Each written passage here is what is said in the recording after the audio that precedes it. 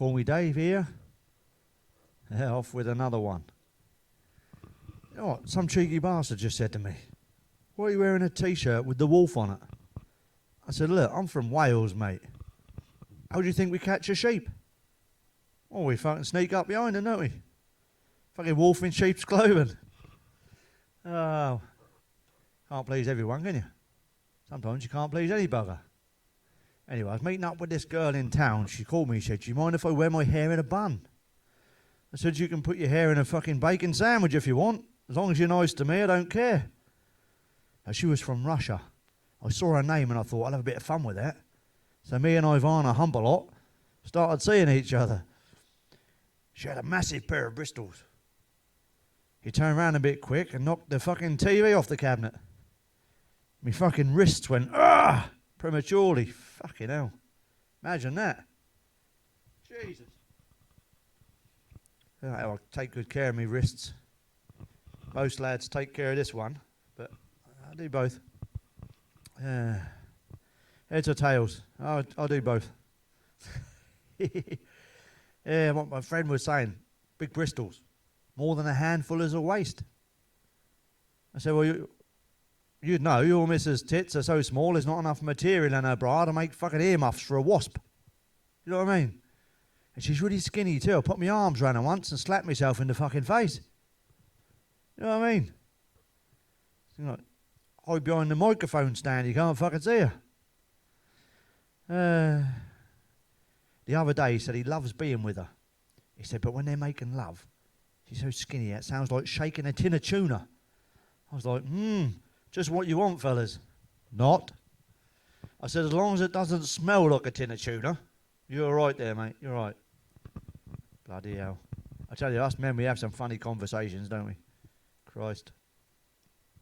Go to a party and hand around the cheesy balls. That gets a few eyebrows raised, I tell you. Would you like to try me cheesy balls, love? Fucking hell. Smell your hands afterwards. They actually smell of cheesy balls. And we know what that smell like. Yeah, I went to the doctor, I had some stomach troubles. Oh, he said he's going to give me some suppositories. I said, there's no need for that. I'll ask the missus. He said, what do you mean? I said, she'll sort it out for me. She irritates the shit out of me. You know what I mean? My mate's missus wanted to get her face lifted. But they tried and they couldn't do it. So they lowered her body by a few inches instead. Same fucking result, you know? So the missus said she would go to hell and back for me. I said, you don't have to come back just for me. This bloody world's heading there full time, isn't it? Fucking hell. Burning witches next week. You know. The other night, my missus, she said, honestly, you'll drive me to me fucking grave, you will. I had the fucking car out of the garage and warmed up in fucking 2 minutes flat. People say some fucking funny things, don't they? Yeah. My mate's missus just passed a driving test. Right miserable cow she is. Fucking moan about everything. Anyway, she passed. He said, well, you like a car? She said, I'd love a Jaguar. So he got her one. I hope it bites her fucking arms off. That's also a cat, you know. A car. Fucking, you'll get that one later. Fucking hell. Well, my mate's missus is a quite big girl. This is different, mate. And the other day, she got run over by the bus. I mean, I got to tell you, the fucking bus was fucking a write-off. I tell you. I shouted at the bus driver down the street. I said, why didn't you fucking swerve round her? He said, I haven't got that much diesel in the fucking tank. Do you know what I mean? Big old girl. God, I'm a cheeky bastard. Any big girls out there, we fucking love you. You make nice biscuits. She was a big girl. Her feet had different fucking postcodes. Her arse had its own fucking heart and lungs, for God's sake. Jesus. But as I say, lovely girl. Lovely girl. I went to see the doctor, and he said, I've checked you all over. He said, you've got a bad case of insomnia, but try not to lose any sleep over it. The fuck? He gave me some sleeping pills, Have a guess what it said on the packet.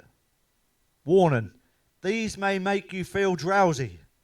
I fucking hope so. Fucking hell. I said, what I really want is a big mallet to come out of the box and knock me out for the fucking night, you know? Whack me around the back of the head.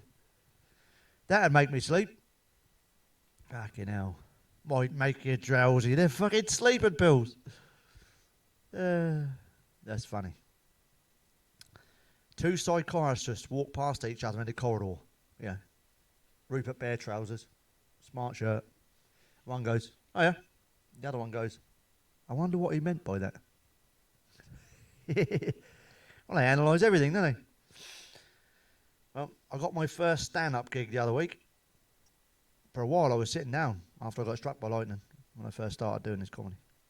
I got my first stand-up gig the other week, and the pub owner said, you can come and entertain my patrons anytime you want. I said, well, what will you pay me then? Petrol or what? He said, money's no object. I finished the gig, he didn't fucking give me any. You know what I mean? Rolling in the aisles. Phil one fell out of the fucking wheelchair. Oops.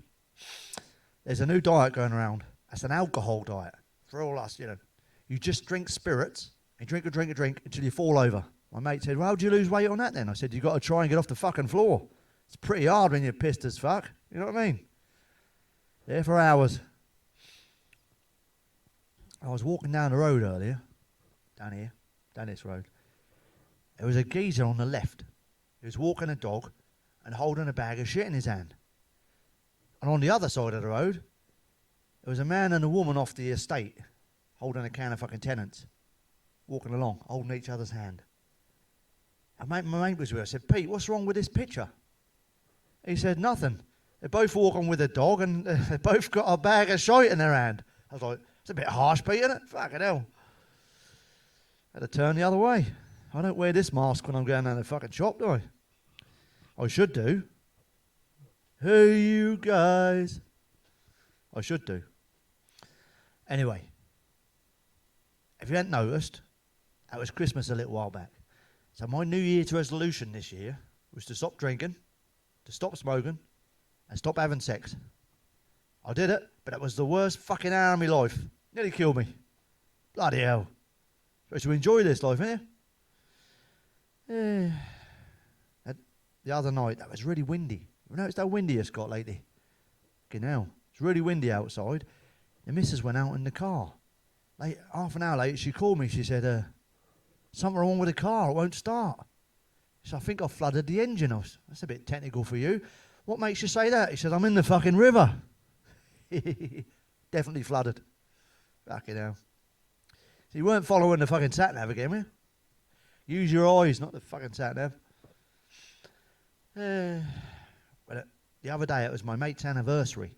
He bought his missus some chocolates, a lovely silk night dress, a black lacy thong for him, no, just kidding, for her, a bottle of Prosecco to wet her lips and her hips, helps your knicker slide off easier. Lucky cow, wasn't she? He said, darling, it's our anniversary. She turned and looked at him like they do.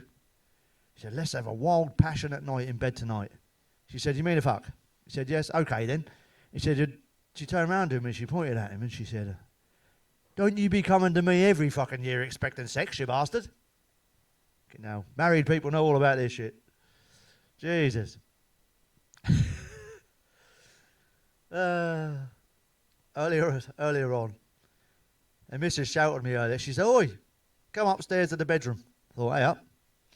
So I went up the stairs. She said, come in here. She stood right in front of me, looked me in the eyes. She said, now I've finally got you up here, take off my dress. I thought, bargain. So I did. Then she said, take off my shoes. So I did. And she said, remove my bra now. I thought, fucking hell, I took that straight off. And you guess where this is going? And finally, I did. And finally, she said, get my fucking knickers off. I thought, fucking hell, whip them buggers off. She stood right in front of my face again. She shouted really loudly, don't wear my fucking clothes anymore. You're not a transvestite. You'll ruin them. I thought that was fucking funny anyway. I'll see you in the next one. Have a good one.